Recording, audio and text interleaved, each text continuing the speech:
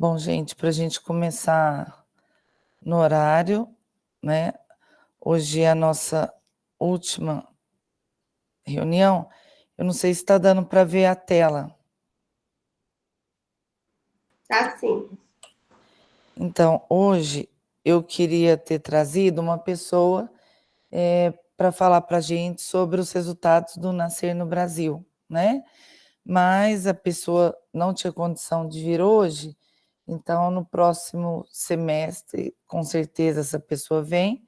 E aí eu trouxe uma apresentação que eu fiz para o Ministério, né, uma discussão que hoje é uma discussão que a gente tem feito sobre a questão da ampliação da oferta contraceptiva e os impactos na mortalidade materna e outros indicadores da saúde da mulher. Então, o primeiro ponto que eu acho que todo mundo deveria concentrar é olhar esse país aqui, né?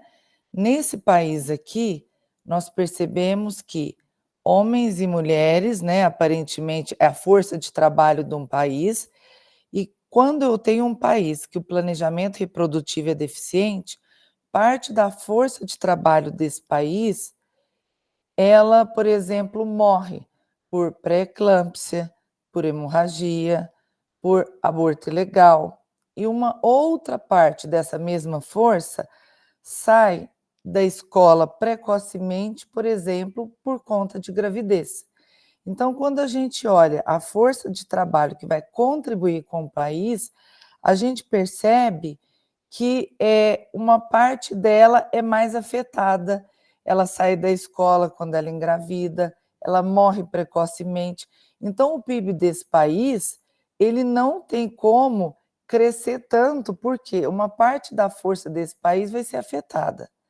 Bom, e com isso, a gente sempre vai ter uma desigualdade de gênero, porque uma parte dessa força vai estar mais afetada do que a outra e não vai conseguir contribuir para a prosperidade desse país.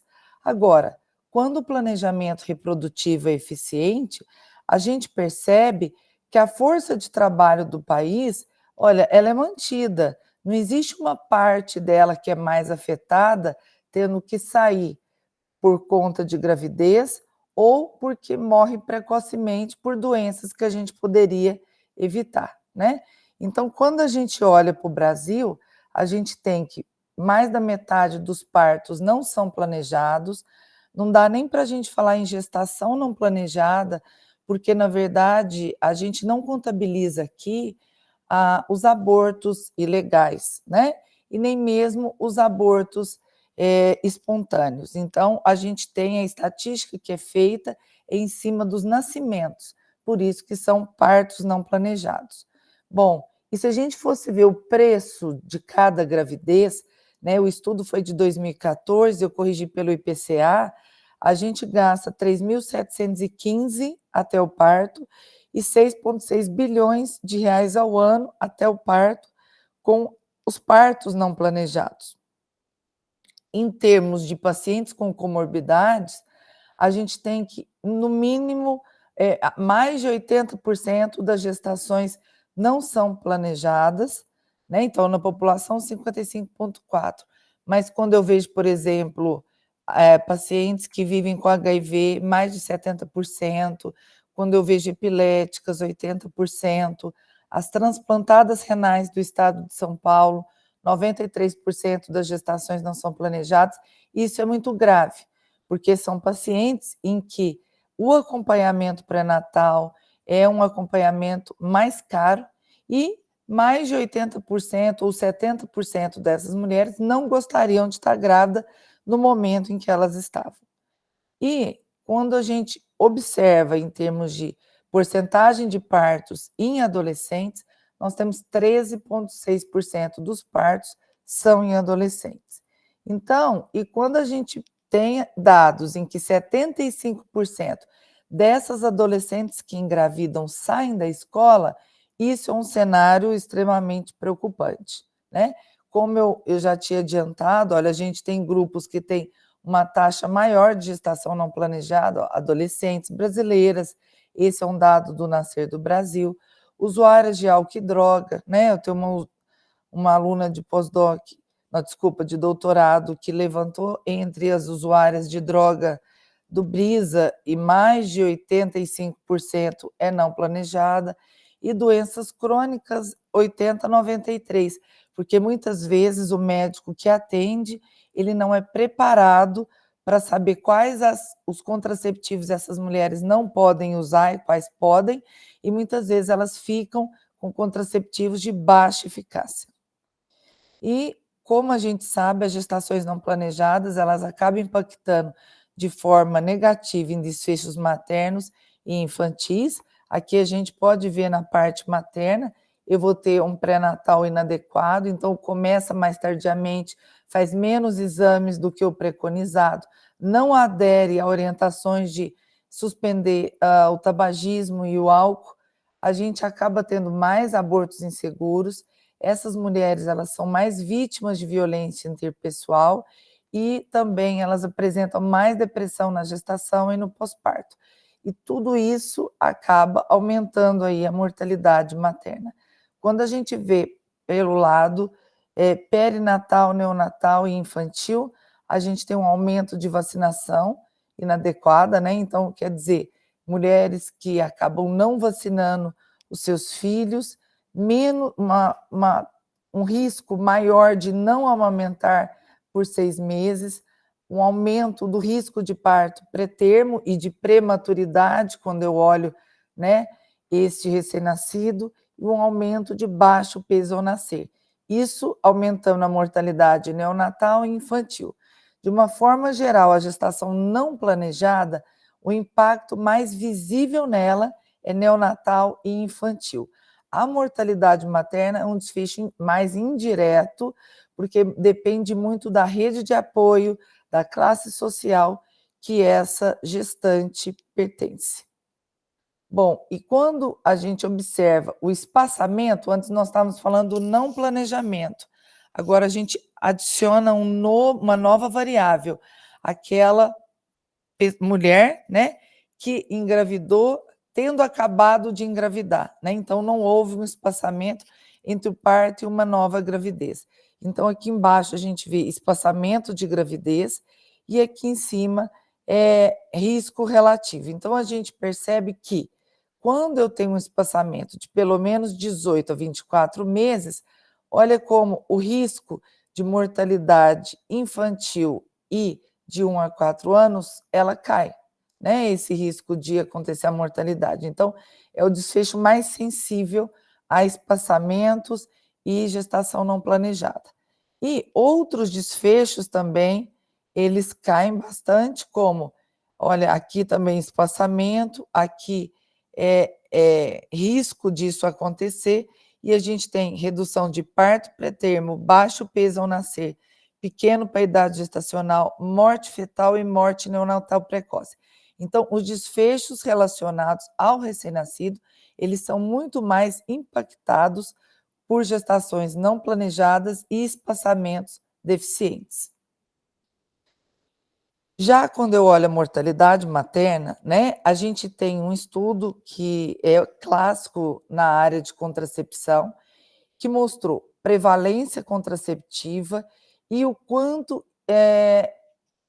a prevalência de contraceptivo impacta na redução da morte materna. Então, é um estudo de 2008 e mostrou que o uso de contraceptivos evitou ele reduziu em 44% das mortes previstas pelaquele ano.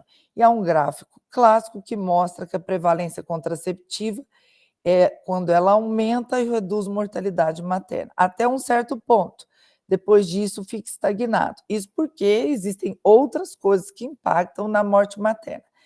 Mas quando a gente olha a prevalência contraceptiva, muitas vezes a gente não está olhando que tipo de contraceptivo também a gente usa, né?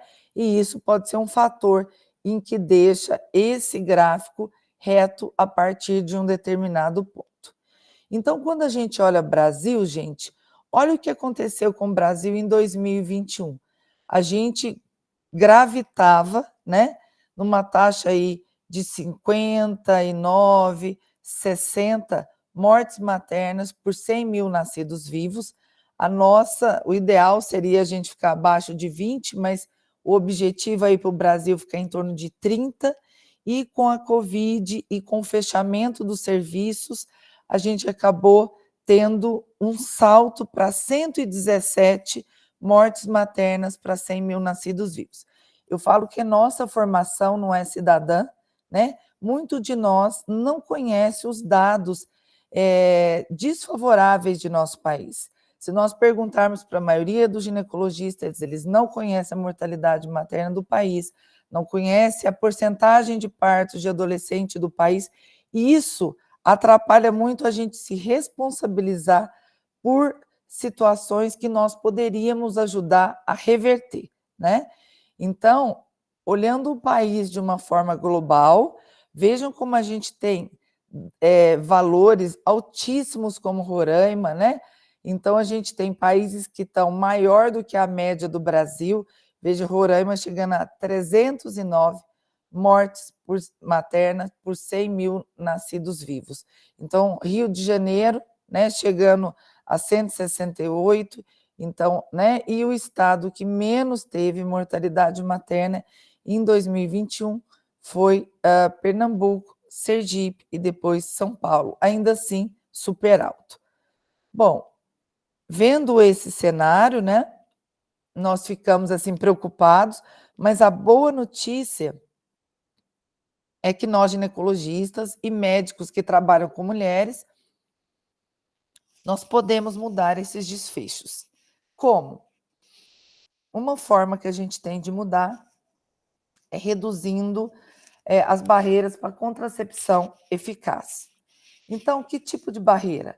Quando a gente não oferece um LARC e métodos permanentes, quando a gente dá informações inadequadas, fala, por exemplo, que o DIU não pode ser usado por mulheres que não tiveram filho, ou a gente coloca que eu só posso inserir um contraceptivo quando essa mulher está menstruada, quando eu faço exames desnecessários, né? Hoje a gente tem estudos mostrando o que realmente é essencial na hora de eu prescrever um contraceptivo. E quando eu postergo, né? Às vezes, quando eu era residente, às vezes a gente demorava 6 meses para ofertar um método de elongação para uma mulher. Eu estou falando de um DIU. Hoje a gente, no ambulatório, pratica o same-day insertion, que é a paciente chegar e, se tiver tudo adequado, ela já sai com seu método contraceptivo. E tudo isso aqui, se a gente tirar essas barreiras, a gente acaba por aumentar a oferta de LARC, né? Aqui a gente consegue tirar esses exames necessários quando a gente capacita de forma continuada em contracepção os nossos trabalhadores da saúde.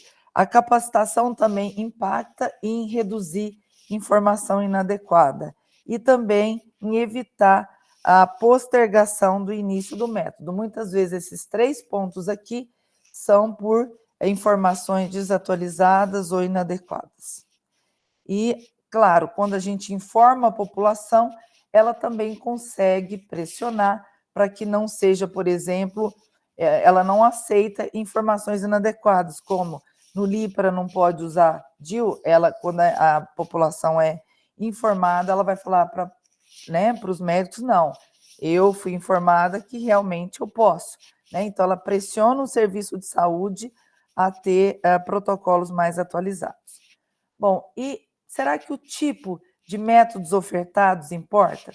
Então, hoje, nós classificamos os métodos de uma forma diferente, não só se é um método hormonal, não hormonal, mas pela duração de uso. Então, a gente pode falar que o método é de curta ação ou duração, longação ou duração e método permanente, né?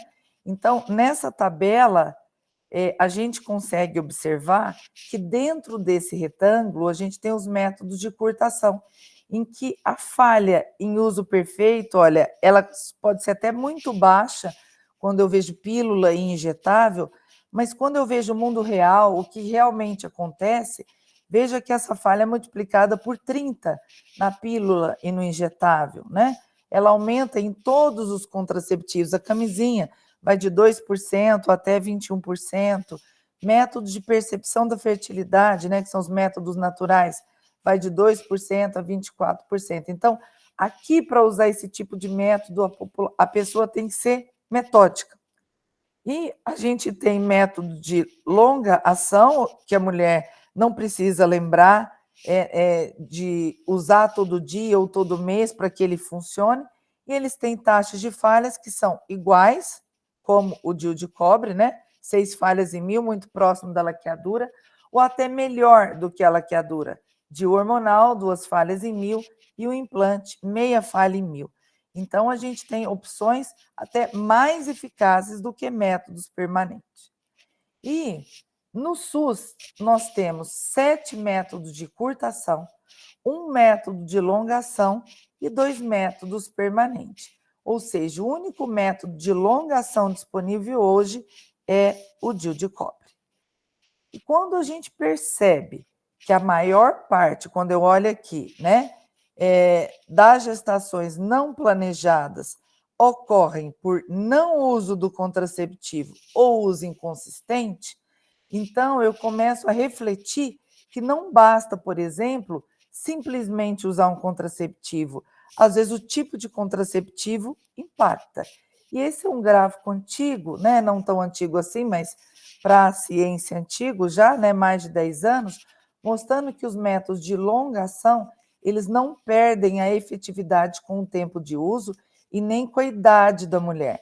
Já o curta ação, a gente percebe que quanto mais tempo a pessoa está em uso e quanto mais jovem, maior a chance de falha, ou seja, vai reduzindo a probabilidade de não engravidar, de modo que um curta ação tem quase 22 vezes mais risco de falha que um longa ação. E não adianta a gente falar para a paciente que ela tem que ter responsabilidade, já que ela está tendo relação sexual. Quem esquece um contraceptivo simplesmente esquece. Ela precisa de algo que não seja passível de esquecimento. E aqui fica muito claro o quanto o tipo de contraceptivo importa. Então, esse é um trabalho realizado pela Organização Mundial de Saúde, né, na parte da OPAS, e em verde escuro nós temos longa ação, verde médio, método de curta ação, e verde claro, métodos permanentes. Percebam que o Brasil é um dos países que mais tem prevalência de uso de contracepção. Nessa tabela a gente vê 79, Colômbia 76, México 63. Eu quero comparar Brasil e México, que tem uma realidade socioeconômica muito semelhante, né? E vejam que gestação não planejada nós temos 55,4, México 36, lembrando que isso aqui é parto não planejado.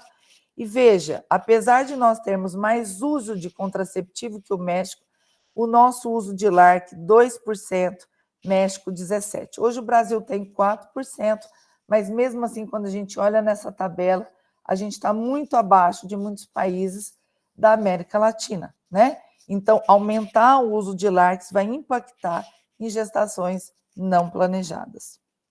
Então, a prevalência então de métodos contraceptivos, ela não pode ser analisada de forma nua e crua. A gente também precisa perceber que tipo de método está sendo mais utilizado. A gente tem uma alta prevalência de métodos permanentes e por exemplo, em Campinas, né, eu já falei isso anteriormente, a maior parte das mulheres que procuram um serviço de reprodução assistida são mulheres que fizeram laqueadura e se arrependeram.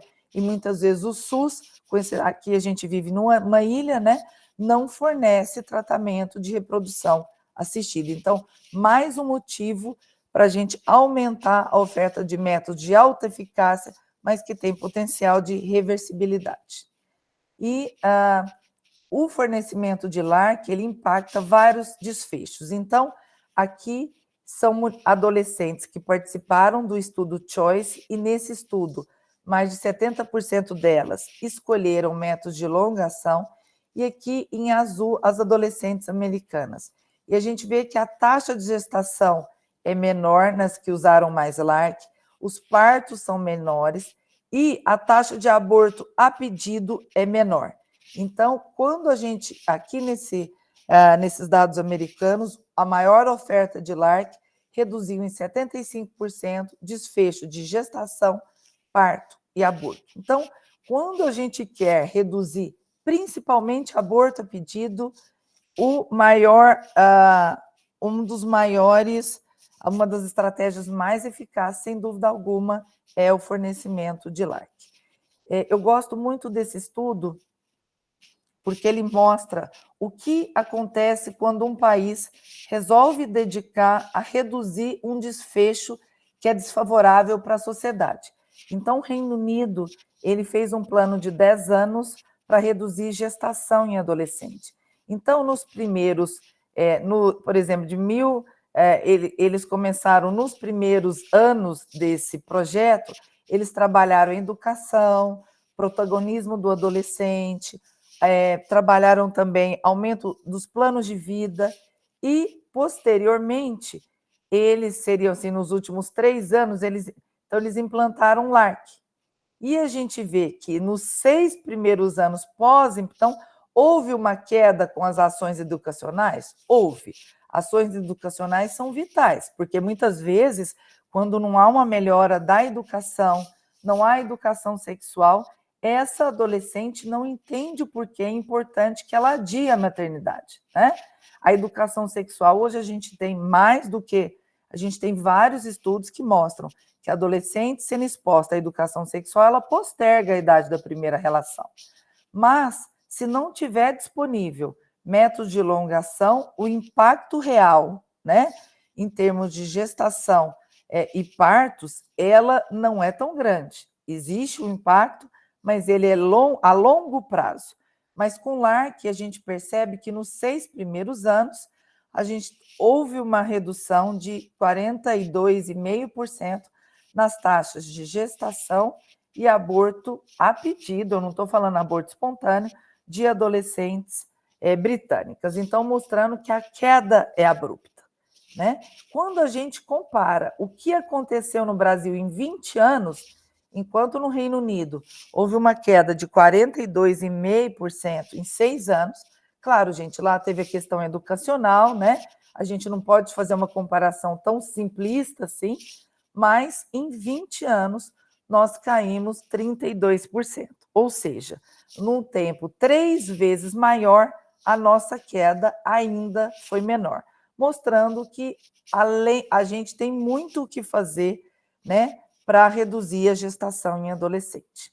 Então, agora eu vou fazer um recorte do que houve no Brasil e o que houve em Ribeirão Preto. Pegando só adolescentes de 10 a 14 anos. Por que isso? Porque até 2020, os implantes na cidade só eram disponíveis até 16 anos. Aqui a gente tinha, né, em qualquer idade, mas não era a realidade da cidade inteira. Então, nós tivemos uma queda de 55% em 8 anos, em adolescentes de 10 a 14 anos, enquanto o Brasil teve 33%. Né? Então, a gente teve uma queda maior. Pode ter sido o implante? Pode, mas tem outras coisas. Nós temos também contracepção pós-parto, que foi implementada aqui em Ribeirão Preto em 2018. A gente tem uma rede de apoio para médicos da atenção básica, né? O Davidson, ele mantém, junto com o nosso grupo, um grupo de WhatsApp para matriciamento de médicos da atenção primária, né? Tanto médicos de família quanto ginecologistas, e tudo isso pode ter impactado de uma forma diferente nas taxas de parto em adolescente. Bom, e agora, né, pegando os dados de 2021, 22 está em compilação ainda, mas a nossa, na verdade, essa já entra, eu acho que 2022, nós tivemos, mas vou pegar o dado de 21, nós 13,7% dos partos de adolescente, dos partos brasileiros são de adolescentes, e quando a gente pega Ribeirão Preto, 5,7%. Na Mater, né, a Elaine apresentou um dado recente, mostrando também uma queda, mas ali a gente está pegando só, tem uma porcentagem maior de mulheres vulneráveis, mas quando nós pegamos a cidade inteira de Ribeirão Preto, né? Porque a Mater também tem outros municípios, nós estamos em 5,7. Quando a gente pega o estado de São Paulo, se não me engano, é 8,6. Então, Ribeirão Preto está muito à frente, tanto do país quanto do estado. E isso é resultado de uma série de ações em fortalecer a contracepção e especialmente o fornecimento de LARC. Eu quero mostrar para vocês como está a nossa contracepção no pós-parto, na Mater. Hoje, 50% das mulheres saem com método de longação ou permanente, as outras 50% saem com método de curtação. Desses métodos de longação, entre 25% e 30% DIU de cobre, entre 15% e 20% implante, e agora, né, com a mudança da lei da laqueadura, quase 10% querendo o método permanente. E houve uma celeuma, né, muito grande com a questão de, liberando a laqueadura, a gente teria uma procura maciça por laqueadura pós-parto? É claro que aumentou, mas quando a gente fornece método de longação, essa procura ela não é tão maciça quanto se propaga, porque uma parte das mulheres busca efetividade e não irreversibilidade. E corroborando o que eu estava falando, né? Essa é uma iniciativa de Colorado, em que eles colocaram métodos de longação subsidiado ou gratuitamente para as mulheres. E a gente percebe o quê? Que o impacto é sempre maior nas mulheres mais jovens.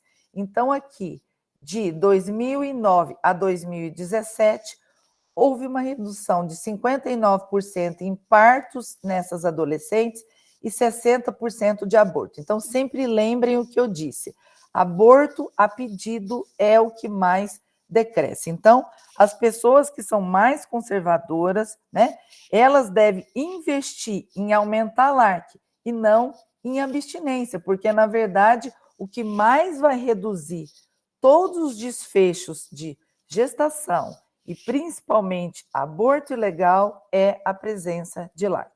Bom, entre mulheres de 20 a 24 anos, olha, há uma redução de partos em 35%, percebam sempre que as mais jovens são mais impactadas, e 41% na taxa de aborto a pedido. Outros desfechos que Colorado apresentou com essa maior oferta de LARC.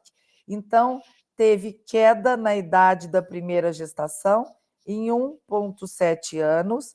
O número de mulheres que tiveram o primeiro filho, né, ou o segundo ou o terceiro, foi reduzido em 85%, né? Então, adolescentes que tiveram o segundo, o terceiro ou o quarto parto reduziu em 85%. O número de partos em mulheres sem um diploma de ensino médio caiu em 38%, e mulheres com curto intervalo intergestacional, ou seja, menos de 2 anos, caiu em 12%. E os custos evitados por redução de gestação, né?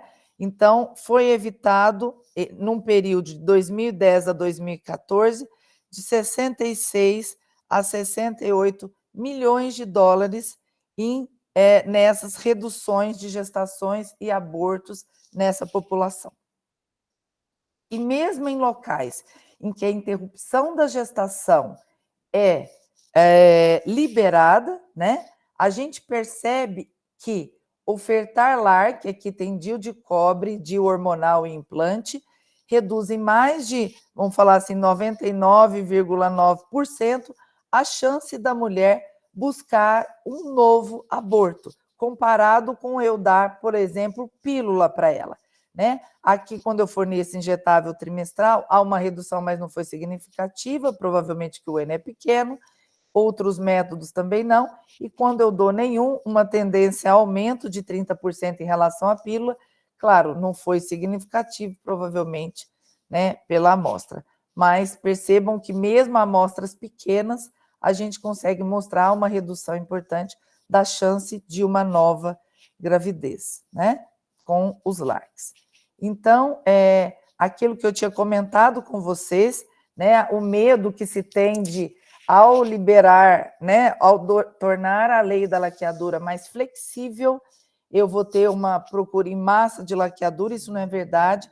Nos Estados Unidos já é bem flexível, é a mesma, segue o mesmo ponto que a gente segue aqui, né? E percebam que, quando foi disponibilizado mais LARC, há uma redução da procura por esterilização e um aumento da procura por LARC. Aqui no serviço, 30% das mulheres que chegam buscando laqueadura, quando a gente mostra a tabela de eficácia, elas mudam para métodos de longa ação, né? Então, eu acho que as mensagens principais é que a contracepção é eficaz, ela reduz vários indicadores desfavoráveis de saúde da mulher, perinatais e infantis.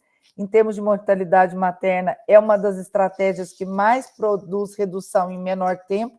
Eu sempre falo, se eu fosse gestora e a minha mortalidade tivesse alta, eu sei que o contraceptivo provoca mudança no mesmo mandato, né? Ao passo que outras mudanças são necessárias, mas o efeito é mais a longo prazo.